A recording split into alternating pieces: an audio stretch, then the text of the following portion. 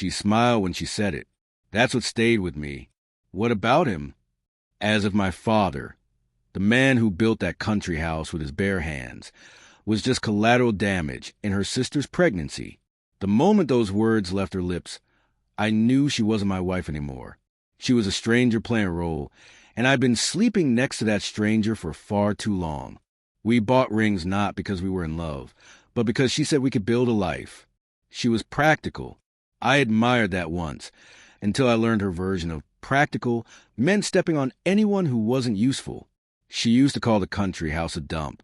But when her sister Anna, 25 and reckless, got pregnant by a guy who disappeared before the first ultrasound, suddenly the place was prime real estate. Now it was my responsibility to fix her sister's mess.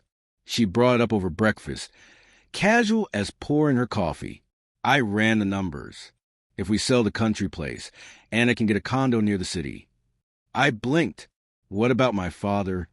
She didn't even look up. What about him? My father's ashes were still there, in a wooden urn he'd carved himself. That house was the last thing he gave me. I didn't respond, just nodded slowly. She smiled, thinking I agreed. That's when I started watching her.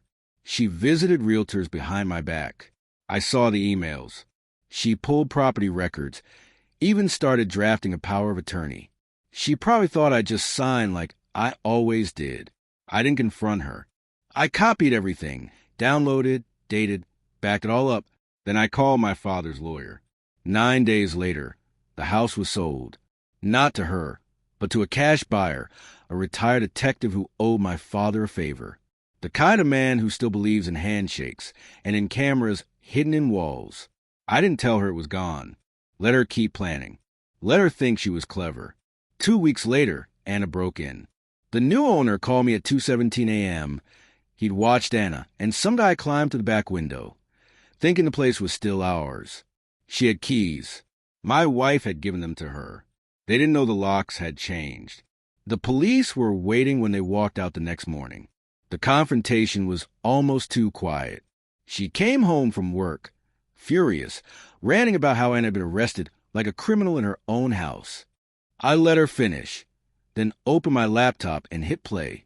Anna kicking the back door open, her boyfriend carrying a mattress. Her face went pale.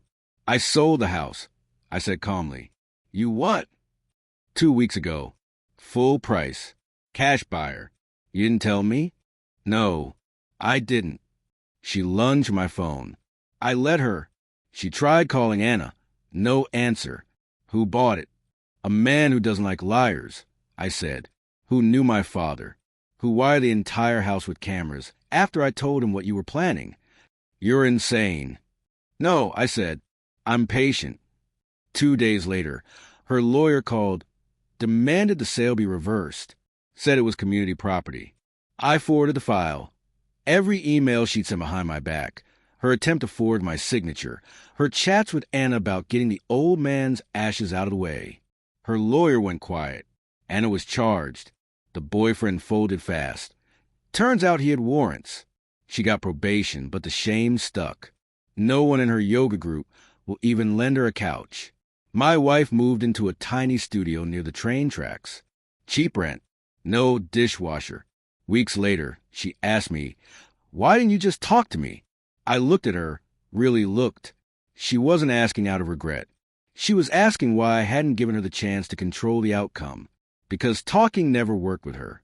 She listened to plans, not feelings. So I gave her the plan she deserved. The country house still stands. The urn is still there. Sometimes I visit. The new owner lets me sit on the porch, sip coffee like my father used to. Everything's quiet now. No lies, no schemes. Just wood, wind, and justice.